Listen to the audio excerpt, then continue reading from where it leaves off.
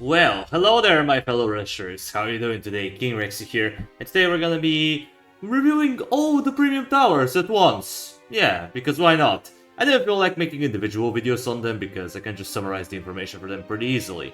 With the heroes, it's a little bit of a different story because they have a lot more abilities and ultimates and more cooldowns and stuff to talk about. For the towers, I think I could summarize them pretty well. For those of you who are unaware who the premium towers are, we have Dune Sentinels.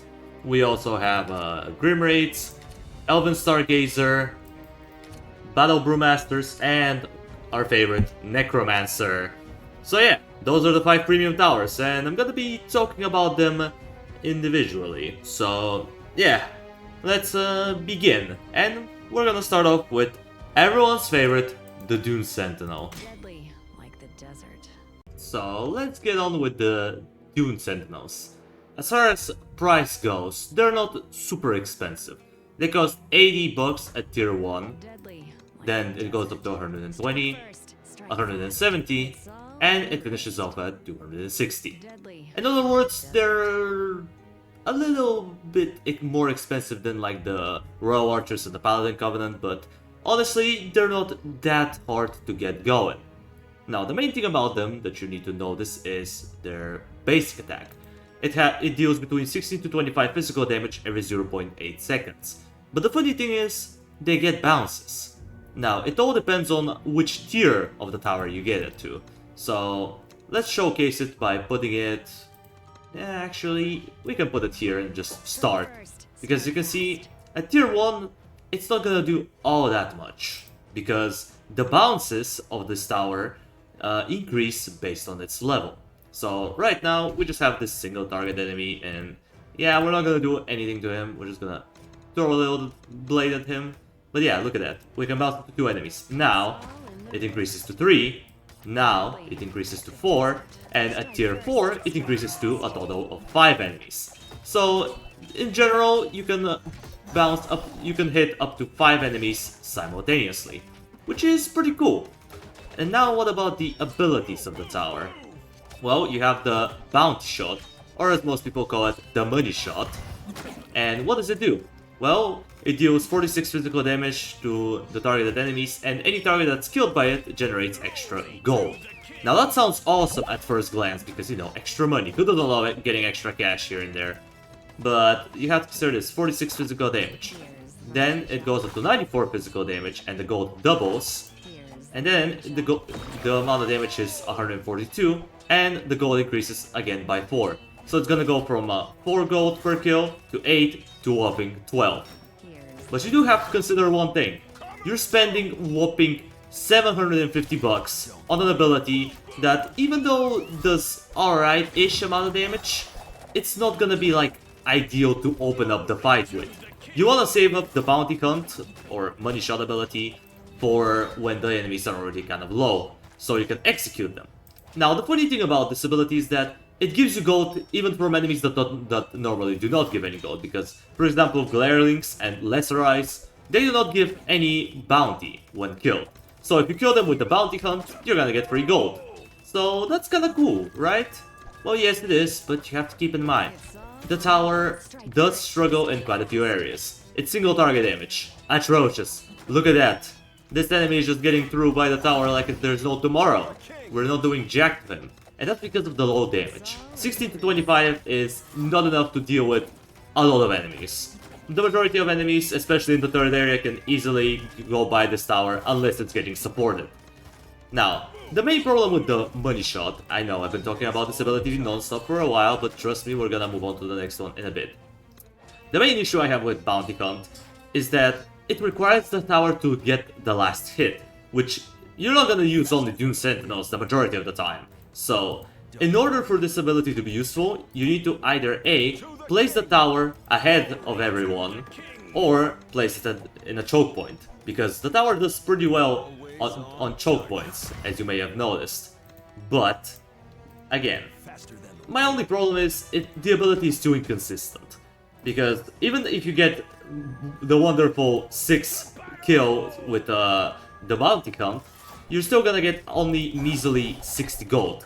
And 60 gold really isn't all that much.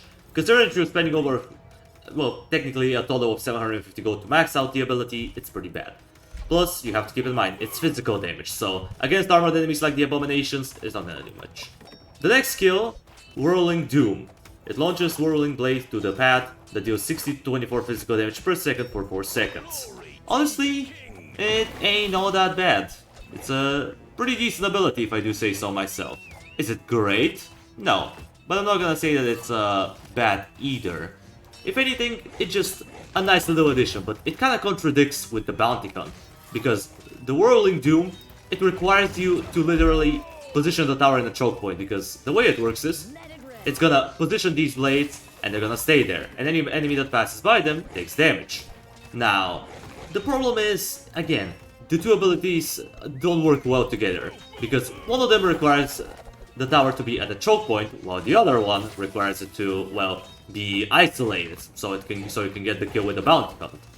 As far as the damage goes, it goes from, well, it increases from, let me check here, 16 to 24 per second, to 22 to 44, and the duration gets increased to 5 seconds, and then the duration increases by an additional second again, and the damage gets to 36 to 56 physical damage every second. Honestly, not a bad ability. I really like it. It's much better than the Bounty Hunt, because at least you know what you're getting out of it. With the Bounty Hunt, you either A, get some gold, or B, you get nothing at all. So, I would say this ability is just a tad bit better. Maybe just by a smidget, but it's better. And as far as the cooldown goes, it really ain't all that bad. It has 16 seconds cooldown, which really isn't all that bad. Like, the Whirling Doom can happen quite often, 16 seconds, and it lasts for 6 seconds, so you could have it up for a good amount of the time. The only problem with this ability is, again, it requires it to be at a choke point, which the tower doesn't really want to do. Since if you want to maximize the efficiency out of Bounty Hunt, you want to keep the tower isolated from the choke point.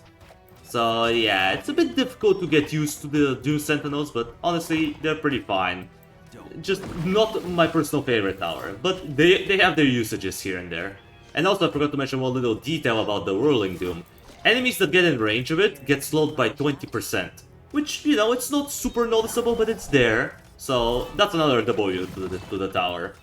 And other than that, there's not much to be said about the Doom Sentinels. They're fine, they try to do their job, but I feel like they're just a little bit underpowered. Just a little bit though. Next on the list is none other than the Grim Raids. Alright, now we have probably one of the more interesting towers up in here, the Grim Raids. As you can see, they cost 90 gold at tier 1. So they're a little bit more expensive than Paladin Covenant, but look at their stats. 33 HP, 46 damage, true damage by the way, their basic attacks do true damage, and low armor. Or, in order to be a little bit more specific, they have slightly more than that. They have 20% armor, which you know is still low, but hey, better than nothing. At tier 2, they have 55 HP, 6 to 10 true damage, and their armor gets increased from measly 20% to 30%, which, you know, is fine, so that's good. Then, at tier 3, which costs 220 gold, their health increases to 83, they deal 10 to 16 true damage, and they get 45% armor, which is pretty good. But what about tier 4, which costs whopping 300 bucks? 110 health, 60 to 24 true damage, and whopping 60% armor. So you can say that these guys are tanky, but in reality, that's kind of not the case, because look at that health. Only 110 HP, that's not a lot of health at all. But they do have really short respawn rate of 6 seconds. It's usually 8 seconds, but due to some upgrades, their respawn rate goes down to 6. And they also have this function right here. Now what does it do, you may ask? Well, that's what puts the Grim Raids at a pretty decent spot, because look at that. We can just move them around. And you can trade positions with any tower spot on the map, whether or not it has a tower in it or not.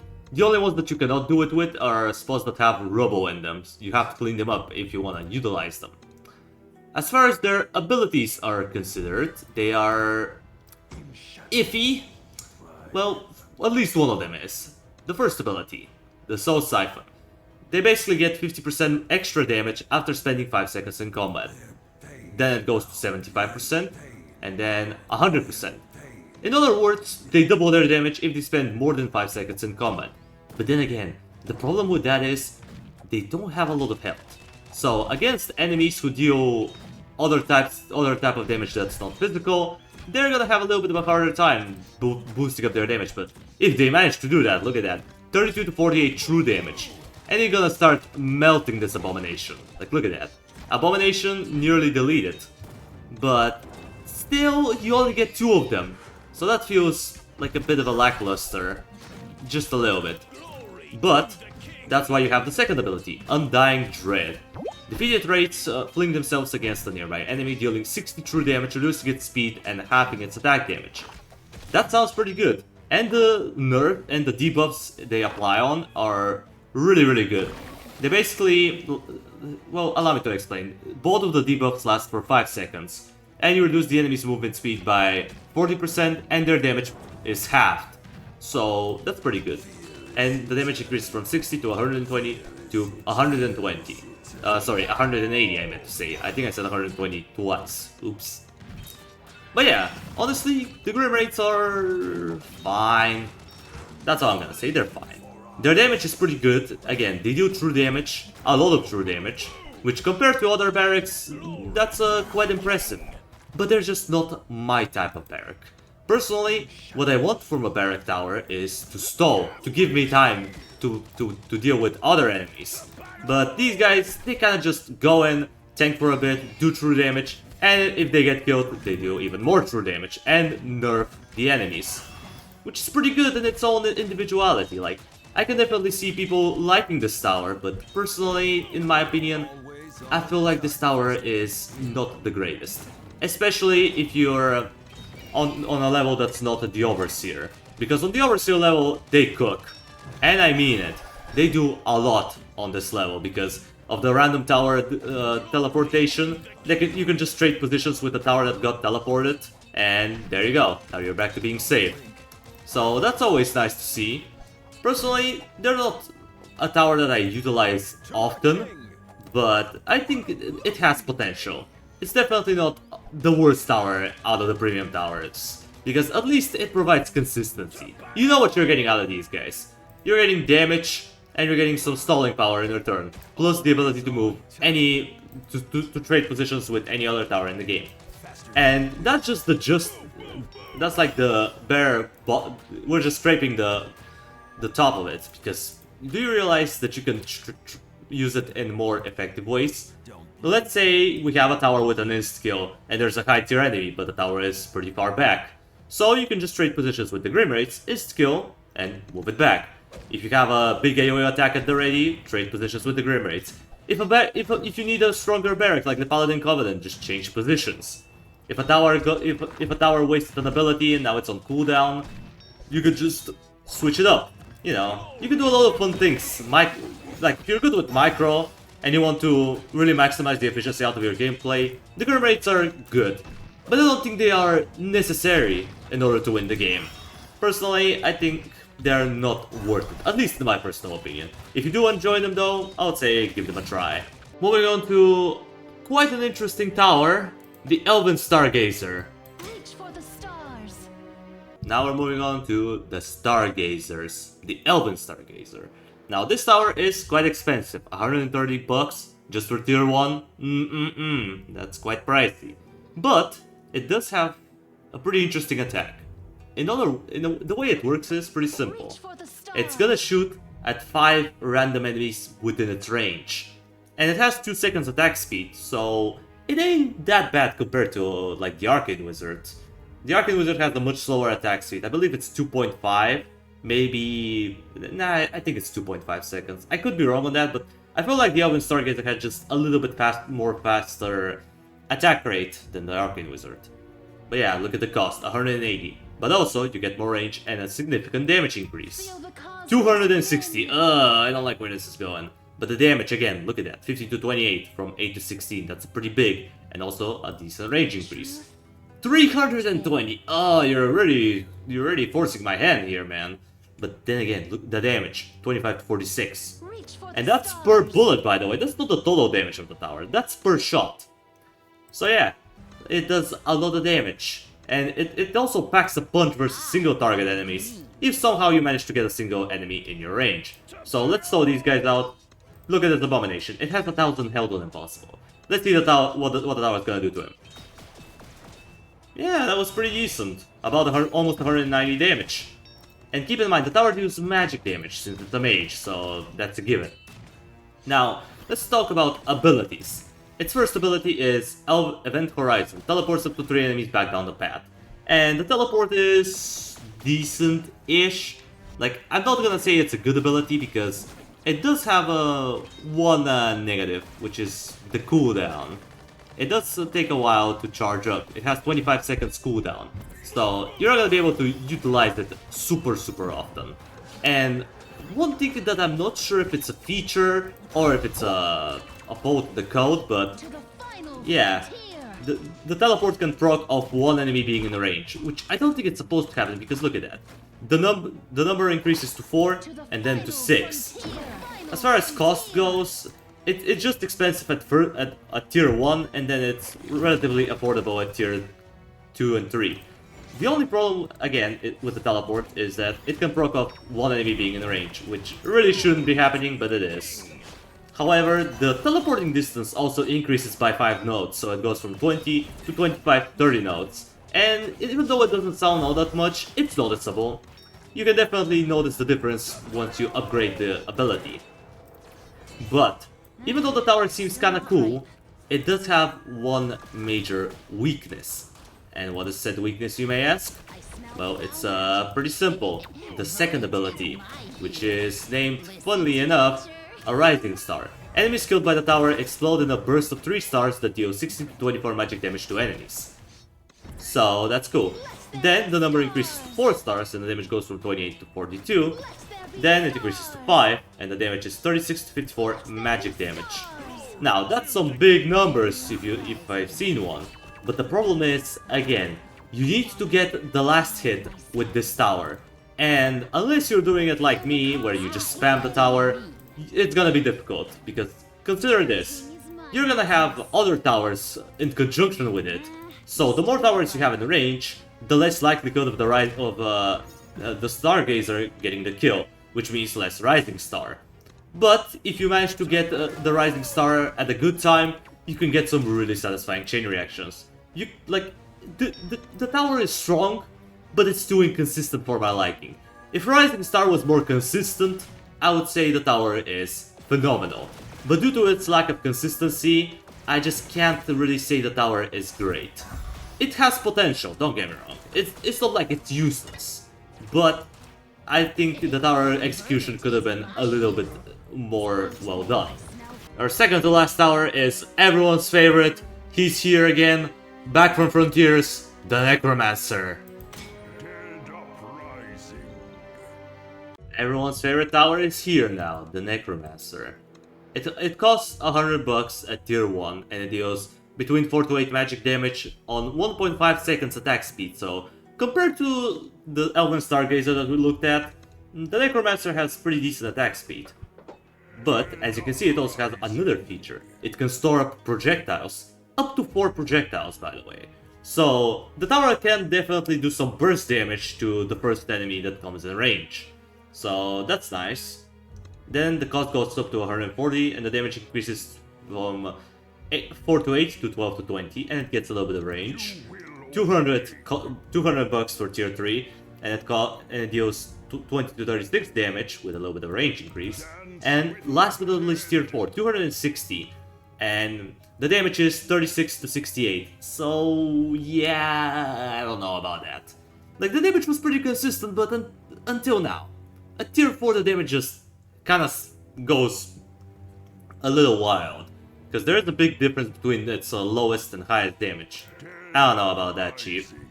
But the cool thing is the skeletons. Now, how does this tower summon skeletons? Well, let's talk about it. The way it works is pretty interesting. It needs to curse them in order for them to turn into a skeleton. How do you curse an enemy, you may ask? Well, you need to use your basic attack. So, you see how this guy has green aura around it? It doesn't do any damage, it just means if this enemy dies within range with the curse, they're gonna turn into a skeleton. And that's kinda cool. You love to see it. But, oh, there it is. There's the skeleton. Ooh, look at that. Look at that skeleton. 44 HP, 1 to 4 damage. Ugh. Ugh. Those stats are awful. And yeah, unfortunately, the skeletons aren't as good as they used to be, in my opinion. They could have been a lot stronger. But as you can see, we're not getting a lot of skeletons at the moment. Why? Because the tower has single target damage. It cannot hit every single enemy. What do we do then? We get the first ability, the Rattling Beacon. It plays a totem that lasts for 10 seconds, and it also curses the enemies, which means it applies our the curse from our basic attack, and it increases the damage of the skeletons by 50%. Then it increases the damage by 100%, and the cooldown gets reduced. And then it increases the damage yet again to 150%. And the cooldown is much shorter. Now, even though the numbers say this stuff, it's because of the upgrades. In reality, the cooldown of this ability is a little bit longer. It goes from 20 seconds to 16 seconds to 12 seconds. So yeah, that's how it works, in case you were wondering. But the real problem, the real strength, I suppose, for this tower comes from one ability and one ability alone. And if you've already seen the real Morgan, you probably know what I'm talking about. The Death Rider. This thing is humongously strong. Arguably one of the best abilities in the game, which really says a lot. So you may be thinking, well, this tower has to be phenomenal. Well, not really. I mean, without this ability, as you can see here, we're struggle again. We're not really doing well. But then again, I'm also not utilizing the most optimal strategy. So yeah, what does the Death Rider do? Well, it summons the Death Rider on the pad that deals 60 true damage across the path. Yeah, 60 true damage. Now that's a lot of damage, if I do say so myself. That's quite a bit. And the damage goes up from 60 to 110 to whopping 150. 150 true damage across the path. Granted, it doesn't go through the entirety of the path, so if we place the tower at the very back and the Death Rider spawns like here, it's probably gonna go up to, let's say, right around here. So it doesn't go through the entire path, but it goes through the majority of it. So that's pretty strong.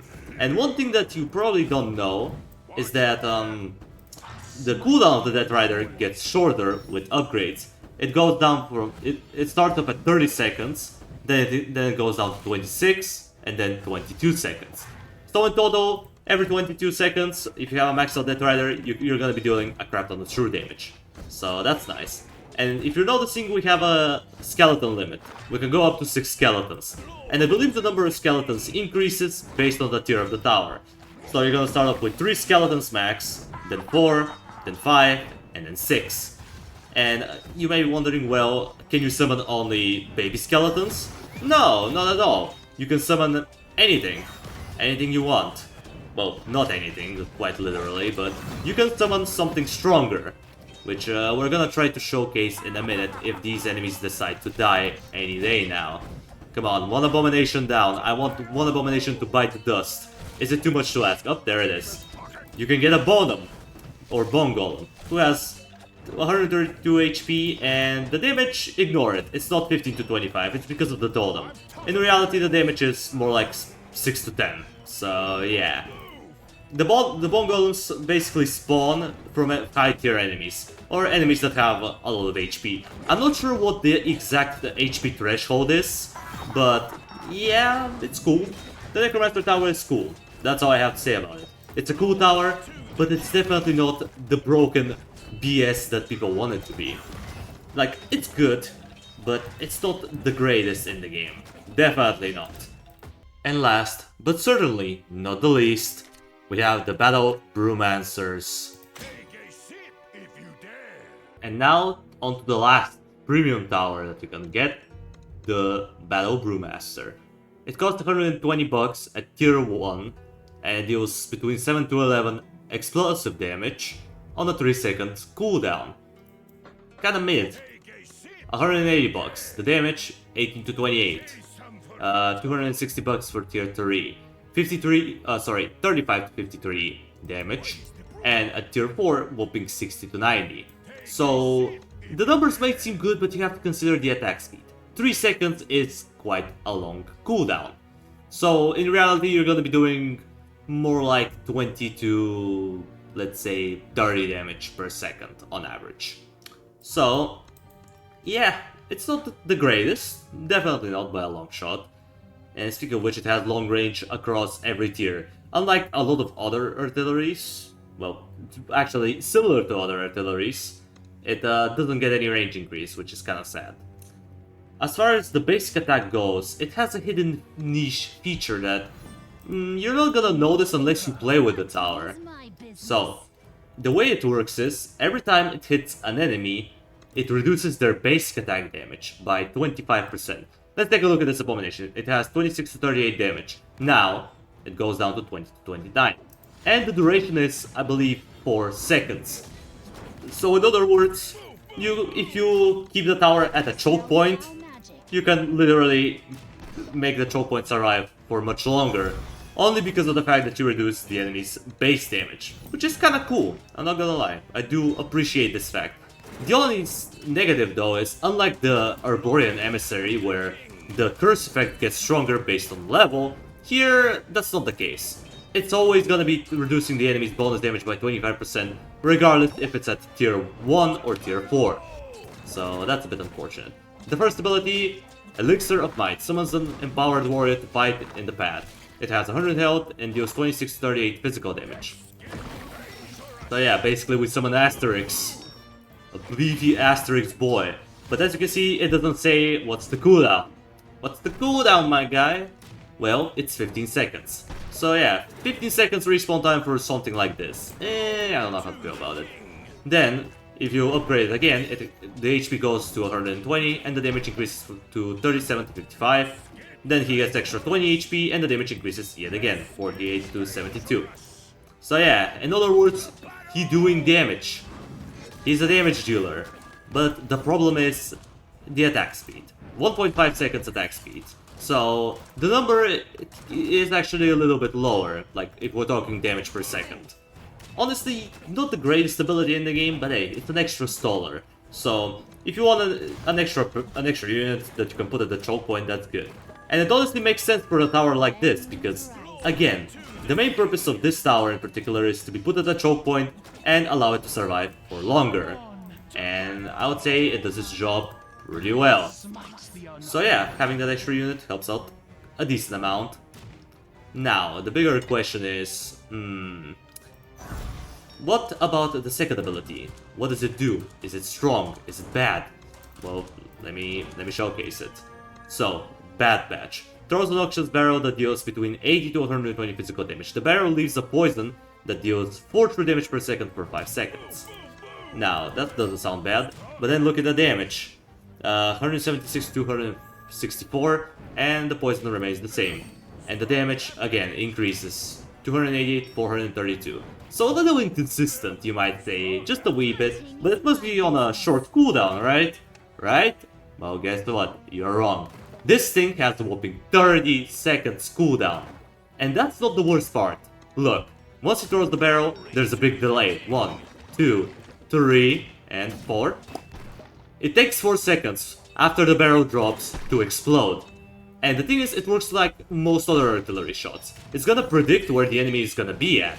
So, if you make the fatal mistake of using reinforcements when the ability is going off, you're probably gonna make the ability whiff. Which is something that we don't want, right? We hate our abilities whiffing. So, yeah, that sucks. But then again, if you manage to get a good setup, you can get a lot of area damage from the Bad Batch. Plus the poison does a little bit of true damage here and there, so that's nice. But again, the ability has 30 seconds cooldown, so it's gonna be kinda difficult to utilize in a good way. So yeah, that's pretty much all you need to know about the Premium Towers in Kingdom Rush Alliance.